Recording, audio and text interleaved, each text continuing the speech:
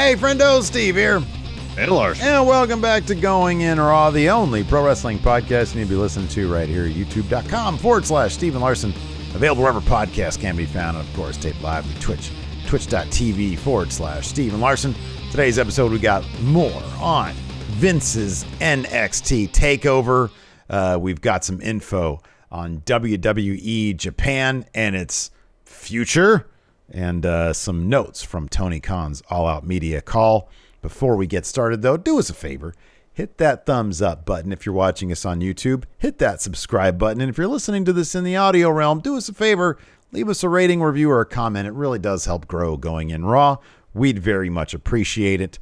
And, of course, a quick reminder, today at 4 p.m. Pacific, 7 p.m. Eastern, we're going to be doing The Numbers Don't Lie. You can get that exclusively. We're taking a look at The Rock today. Dwayne Johnson is going to be going under the microscope. We're going to be doing the Going In Raw math on The Rock today. Patreon.com/Steve and Larson. Another great way to support Going In Raw. And then, of course, this weekend, All Out. We're going to be doing our live reactions to that on the twitch.tv/Steve and Larson. So join us there for that. Let's hop right into it, though, Larson. What's going on with...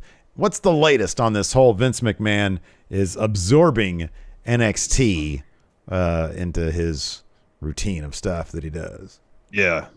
So we talked about it yesterday a little bit on our NXT recap extensively before our AEW recap yesterday. Essentially, from Wrestling Observer, they reported that NXT, starting on September 14th, is going to be produced by Vince McMahon and Bruce Pritchard. As Meltzer put it, they'll be overseeing promotion, production, making kind of like the large macro decisions, but not so much the day-to-day stuff. Right. So WrestleVotes followed up on those reports, and this is what they had to say, quote, after talking to sources regarding NXT, the day-to-day operation isn't changing that drastically, still very much in the hands of Triple H, HBK, Regal, Bloom, etc. However, the look of the weekly TV product will have a Vince & Company stamp on it. I expect it to be subtle to start. Then, and meanwhile, Meltzer had more, claiming that he's heard that there could be some more releases from NXT. These transcripts are from Wrestle Talk. Quote, I certainly heard names on the chopping block. You don't know until it happens, but I've definitely heard names. A lot of the guys who've been there for a long time are kind of, those are the names that have been talked about. Yeah, I mean... we're not going to speculate on who that would be because I don't like speculating on people losing their jobs. Same. But, you know, just the sad reality of it is whenever they do something like this, a rebrand, I mean, WWE's been stocking up on talent for a long time, and we had heard that there was possibility for more releases. So, you know, fortunately, there do seem to be a lot more places for people to work these days. Still, I can't think of anybody in NXT who WWE shouldn't be able to find some work for under their vast umbrella. So yeah, that would be a bummer if some of the more, you know, if anybody was released, it'd be a bummer. Certainly if it's some of the names that we've grown to really appreciate there in NXT. As far as what WrestleVotes is talking about, it's entirely possible that what they're saying and their sources are saying, you know, is in line with the other stuff that we've heard as well. We don't know the exact nature of the collaborative nature of what's happening in NXT. Obviously, there's going to be some changes. You and I have both speculated that maybe if the problem was people were coming up from NXT to main roster and, you know, Vince McMahon and Bruce Pritchard would have to tinker with that, much to the chagrin of the fans of NXT, that maybe they wanted something else and they wanted to say, hey, we need more of a through line, more continuity. This is what we want. So enact that. And I'll be honest with you, I feel like if NXT, I'm interested to see what the change is. I'm interested in see what the change is. So yeah, I don't know. We'll see. It's all just a wait and see thing to be. It really is. I mean, I would imagine in about 12 days time when the show NXT goes back to being live, I assume that's when we're getting the revamped version, at least in terms of the presentation of it. We'll get an idea. I mean, I think we already got a little bit of an idea of kind of, I think, the direction in terms of the in-ring product is going to be just this past week when we saw a lot of these matches where we see up-and-coming newer talent versus veteran talent. I think we're going to see a lot more of that. They're going to start bringing in some new names that we may not have seen on TV either much or at all, start working them into storylines.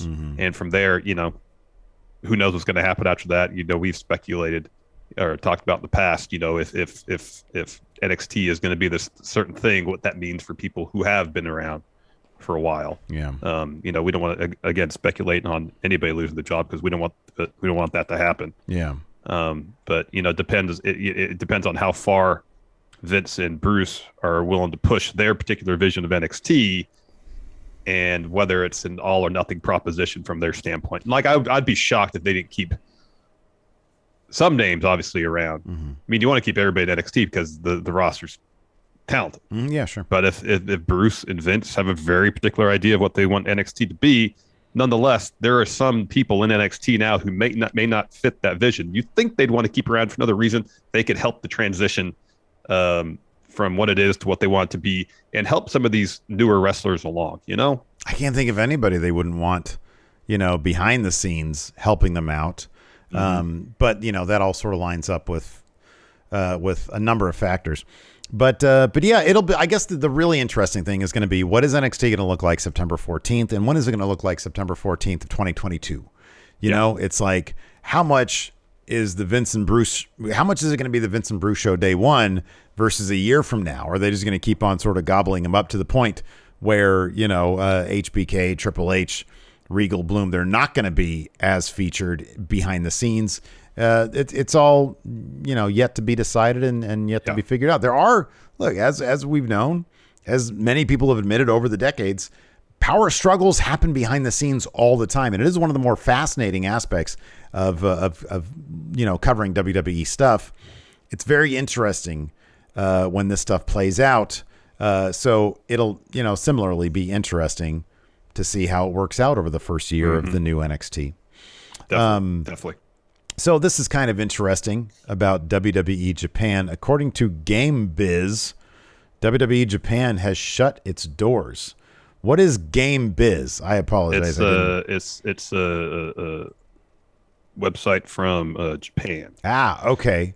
So this translation from this website comes from our friendos over at Wrestle Talk. It says this: it turns out that WWE Japan has been dissolved. Yesterday, all employees agreed, meaning investors agreed. Again, this is translation.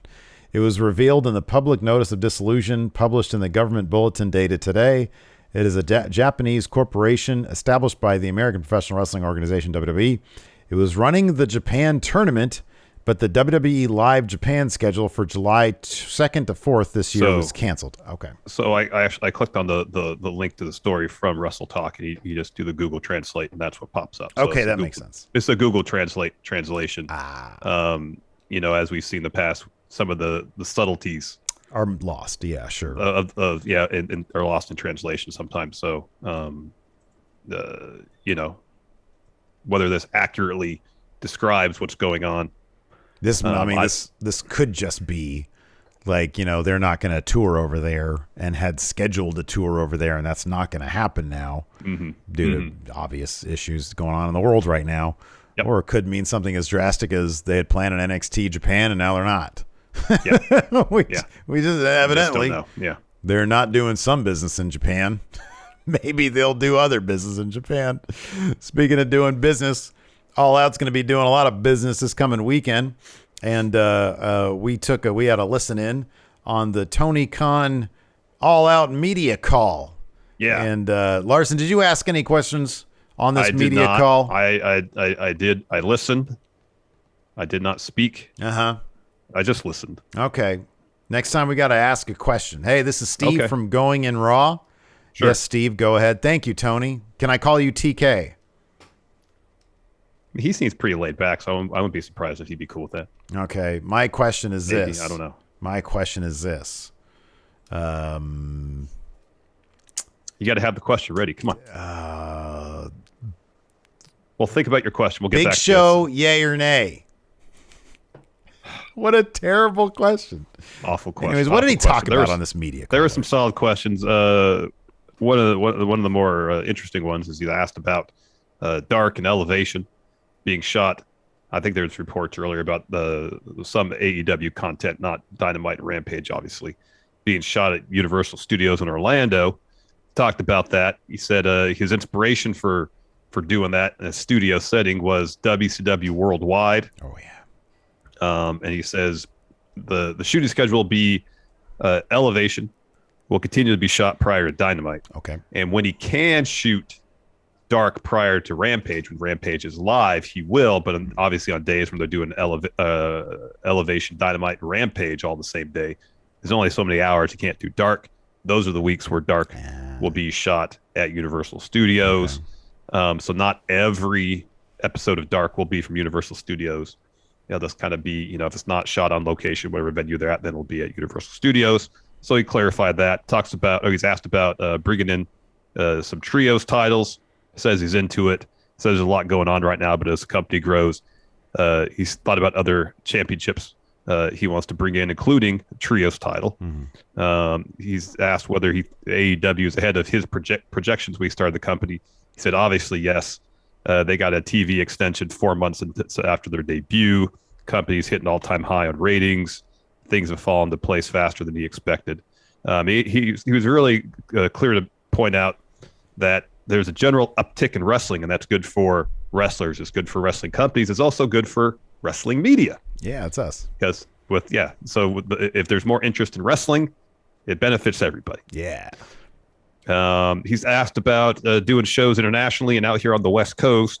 He says they were looking into it for next year. He's hoping that Double or Nothing will return to Vegas in 2022, and then some shows out in the West Coast following that. And he's asked about working with CM Punk. He puts over Punk huge, says he's got a great mind. He's a fun, cool guy. Interesting.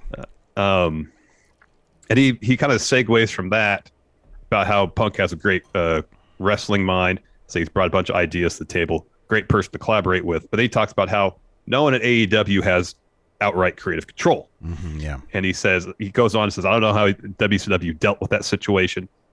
And he says, but he doesn't want to put people in bad situations or have people do stuff that doesn't make sense or isn't logical for them. And so while no one has creative control, he's always open to have a conversation with people if they have any objections, have any ideas with the creative he may have for. Mm-hmm. So you just have to go, if you're a wrestler, you just go sit outside his door for 3 hours and hopefully he's eating some good steak. Is that? Well, the way he puts it is in the lead up, because he talked about that here too.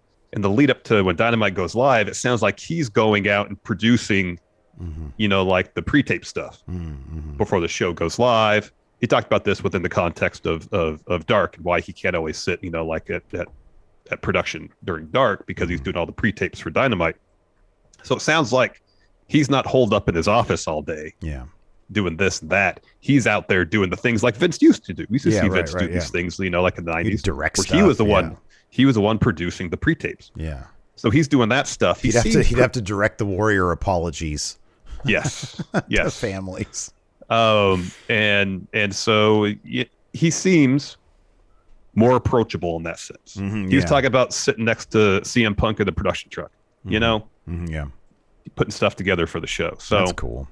Yeah. Seems like a much different working environment behind the scenes in WWE. And as long as the guy is still inspired, boy, that's a lot. I don't know if I can handle that, So many. He says it's like a 24/7 job for him. So many decisions to make. I know. Hey, what do you want this to happen? I don't know. Figure it out. That's what my line would be. I don't know. Figure it out. Go talk to Cody. No. Go talk to Cody. There you go. Cody's doing his dumb show. Okay. Anyways, well, that's awesome. That's great. I'm looking forward to All Out. NXT UK went down. We watched it today with all the friendos here on the Twitch, twitch.tv/Stephen Larson. Every Thursday at noon Pacific, 3 Eastern. We do that. It's a lot of fun. Tonight, of course, on Twitch, we'll be in the Smash Zone watching a bunch of random stuff. So that should be a lot of fun. Yes. But NXT UK kicked off with what we thought was going to be Blair Davenport versus Nina Samuels. But before the match happened, Blair Davenport just sort of shoved Nina Samuels off the top turnbuckle when she was doing her posing. And Blair's about to hit her Kamigoya. The ref stops everything. And Sid Scala comes out, and then he eats a Kamigoye and a Falcon Arrow. Later on, we see him in the trainer's room getting fitted for a neck brace. Shouldn't be friggin' sticking his nose in other people's business, that Sid Scala. Nope. Then we got a Ginny Valkyrie recap from their match last week. And then Ginny had a little bit of a promo after that. Then we had a Symbiosis promo. You love Eddie Dennis. Your favorite wrestler right now in wrestling? Not so much. And so they have a 6-man tag match. It's them, the 3 of them against Saxon Huxley and 2 partners of his choosing. We would find out who those partners were later on. But before that, we had Andy Wild and Dan Maloney versus Jack Stars and Dave Mastiff. Mastiff picked up the win for his team here with a cannonball on Maloney. We had a pretty funny, pretty deadly TikTok promo thing where Gallus interrupted and dumped Lewis Howley into the drink. They were next to like a little canal, and he dumped him into that, and it was a pretty funny bit. We had Amel versus Amelia McKenzie. Amel dominated a lot of this match, but Amelia McKenzie was able to get that roll up. She is, of course, the protege of Meiko Satomura. Yes. I'm really interested to see that story because I think Millie's going to be the one to take that title off Meiko Satomura. That could be interesting. Steve mentioned this earlier. Sid Scala getting checked out by doctors. He had a neck brace on. Slimy Sid. Yeah. And then Oliver Carter and Ashton Smith walk into a locker room while Saxon Huxley is destroying it. Yes. And a partnership is forged. They're going to be the team that takes on Symbiosis. Correct. They did not call the Bobbies on him. Sam Gradwell and Wolfgang are going to meet up in the Heritage Cup Rules Contender Tournament thing. They had a promo this week where Wolfgang was like, man, I've been aching to get another shot at Sam Gradwell after he opened me up last time. I think Wolfgang's going to get his opportunity, and he's going to win this match next week. Seems like it. That should be good. And then we had our main event, which was Nathan Frazier versus Tio Man. Tio Man got the first fall after a sliding forearm in round 2. Goes up 1-0. Frazier hits a power slam. It was a cool power slam roll-up. Yeah, it was like a roll-up with authority or like a really aggressive roll-up. Yeah. In round 4, tied at 1-1. After, in round 3, he came 2 seconds away from getting a fall, but time ran out. And then the finish saw Frazier missing a Phoenix Splash and Tailman hitting this ridiculous flipping reverse DDT type move for the win. Before. This was a sick looking finishing move. Yeah, it was. Holy it was moly. Awesome. So Tailman advances. He takes on the winner of Wolfgang, Sam Gradwell. Yes. We got an Impact tonight. We're going to be doing Smash Zone, so we won't be watching it, but here's what to expect from the I'll check it out. tonight. I'll watch it tonight. If we're on tomorrow, do we do a news brief? No, we don't do anything until GTA and then Smack. So if there's any big news, we might do a news brief tomorrow. Yeah. Totally. But no, I've been checking out. I've been keeping tabs on Impact. Gotcha. So Ace Austin taking on Tommy Dreamer. I think if Tommy Dreamer wins this, then he gets the title opportunity against Christian Cage. Yeah, that is correct. Victory Road. Yeah, that is correct. Josh Alexander, who, by the way, congrats to Josh Alexander. He is now a full-time professional wrestler. He got to leave his day job, and live the dream. So that's awesome for him. He announced that on the Twitter. Yes. Saw that. Yeah, and then he's got an open challenge. Yeah, he's got an open challenge. It should be good. Whatever it is, he's a great wrestler. The Influence will be taking on Taylor Wilde, Jordan Grace, and Rachel Ellering. Rohit Raju and Shera are taking on Matt Cardona and Chelsea Green. That's going to be interesting. Yeah, and then the Decay will be taking on Falaba and No Way. Mm-hmm. Hey, how do you like that Matt Cardona, what he's doing with the GCW title? He put cool Velcro on it. They made it a spinner title. I think that's pretty great. It's beautiful. I can't wait. September 17th, you're going to be in the Los Angeles area. I'm going to that GCW show. I don't know if he's going to be there. I have no idea what matches are announced besides Suzuki versus Jonathan Gresham. Oh, that's going to be great. Yeah, that's going to be a great match. But great. Yeah, I'll be there. It should be fun. Yes. Anyways, a couple announcements here. Matt Chat for our $20 and up patrons is going away, but in its place, we will be airing your video questions here on our normal show. Yeah, on Thursday show, yeah. So maybe some on the Monday show and then on the Thursday show to sort of beef it out a little bit. So yeah, instead of just getting your questions in once a month, we'll be soliciting questions from our $20 and up patrons at patreon.com/Stephen Larson. Yep. On a weekly basis. So that should be cool. And then some horribly sad news in the world of wrestling. Daffney Unger passed away last night. There was some pretty tragic circumstances. It appears that she took her own life, and it's really an absolute tragedy. And so, you know, our hearts go out to her family, her friends. Very influential in the world of wrestling, and yeah, this is really, really sad stuff. It is really sad. So, you know, mental health is a real thing, and it can be, if you're suffering, if you're alone, please find some help. Yep. There are numbers out there you can call. There are groups you can join. You know, this kind of thing doesn't have to happen. So, you know, our hearts go out to her family. Yeah, indeed. Anyways, that's going to do it for us. Thanks everybody for tuning in. We appreciate it. Till next time, we'll talk to you later. Goodbye.